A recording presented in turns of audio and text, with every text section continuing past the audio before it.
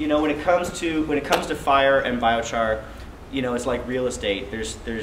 In real estate, it's location, location, location. Well, with fire, it's dry, dry, dry, or moisture content. You know, that's absolutely critical. Being at the correct moisture content. So Bill here, he's the head honcho of the whole operation. The big kahuna. He came up with this great little trick here. It's just a 40-foot container. You blast the chips into the container. The wood chips are sitting on this floor he created here, just real easy with lumber from Home Depot on wheels. So it's just all blasted in there. Air, here I guess you can kind of see it in the background. You see that? That's a fan back there. So air gets blasted in here at extremely high volume and then sucked out through the top, right there through that hole.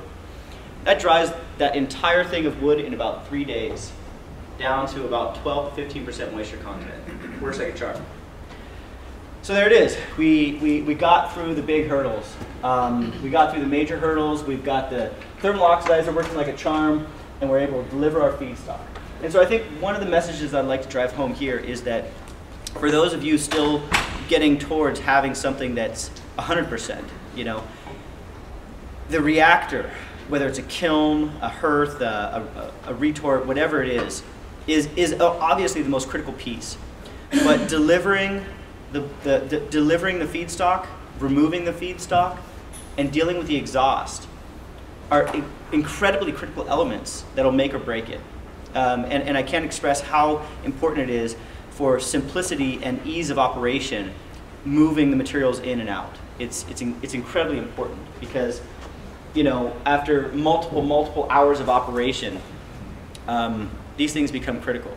You know, you can see here some pitchforks here. You know, we're creating now a metered feeder bin, so we can just load this whole thing within, and it'll meter it in there. But you know, it's easy enough just to get a couple pitchforks and do that, but it does get kind of boring. So here's the unit that here's the sister unit of that same one. That was a Big Char 1500. We also provide that model in a 1000, which is the diameter, 1000, 1500, or 2200. Those are the three, you know, sizes that it goes in. So this one here, we took all the trials and errors from what we did in Hawaii and applied them so that these guys could just jump right ahead. So here they jumped to a slightly different. They stayed with the, you know, smaller one. You can see it's paddles, not a chain drag. Switch to an auger, that pulls the stuff out great, and then put that tertiary air flap on the front there, and you know they just got that thing cranking away up in Canada just this last week, and they're actually kicking our butt in throughput and all kinds of measures. So that's actually really exciting. So, you know, that's the basic thing. We've now accomplished taking wood chips to char, the biggest hurdle. But having a biochar business is more than just making char. On the island of Kauai, we don't just make char. We have a functional business. So here's some other parts of that. Once we make the char, char is not necessarily a product. You know, you have to worry about what your clients want. So in Hawaii, I've developed a, you know, basic blend. It's my secret recipe, and I'll be divulging that later. But you got to come to the other meeting if you want to hear the secret sauce. So basically, we add some secret sauce, and then we bag it up, and we send it out in either. There's also screening involved.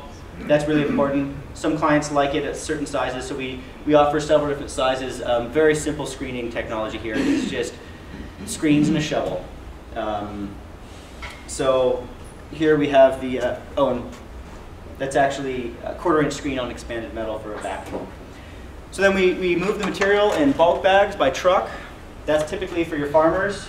And then as well, we move it in simple little bags on pallets sold to retail distributors. Now this is real simple. I don't have a $30,000 or $300,000 bagger. It was a huge hurdle that most people, you know, face.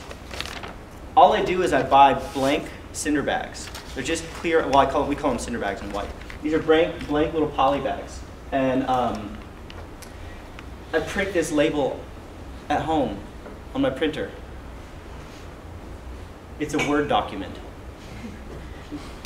And I slap it right on the front. And then we got a $300 heat sealer. So you simply fill the bag with 6.5 grain scoops. We got it all down.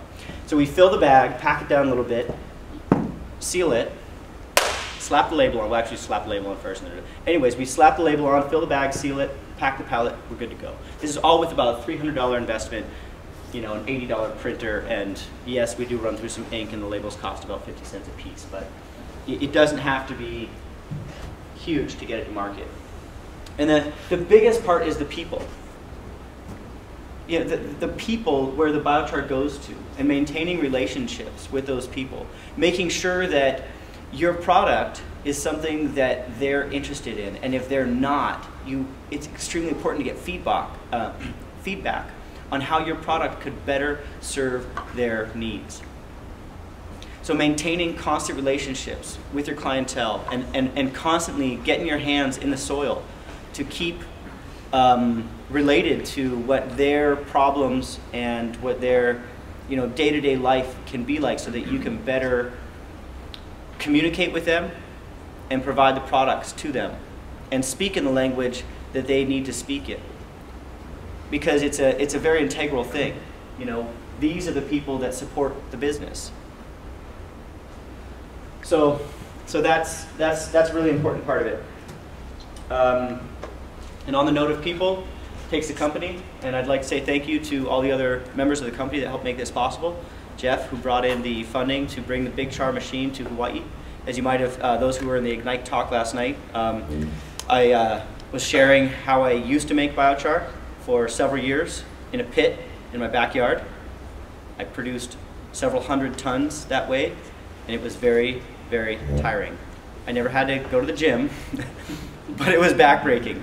And I was very happy when Jeff was able to secure funding that would allow him to bring a facility to Kauai and help bring this whole thing a little bit forward. And all the other people involved, Biochar Bob, if you see the Biochar Bob Goes to Hawaii video, there's sections that include some of that HMI facility, as well as some of the other stuff going on. And Black is Green, James Joyce, for having the beautiful design of that kiln. Although we cursed his name multiple times daily about the conveyors and the furnace, I mean, that insulation, you saw it. I mean, gosh, we cursed his name 50 times that day. But I love that hearth. I love it. It's really, really cool. He made something that's really cool. And so thank you, James, wherever you are. You might see this video someday. And all the other people involved. Hawaii Biochar Products, that's our brand that we sell and move everything by in Hawaii. That there is an actual photograph of the albizia tree that shows the basic cycle here that we see as so critical. So questions we'll have to wait till later. And I'd just like to say thank you all very much.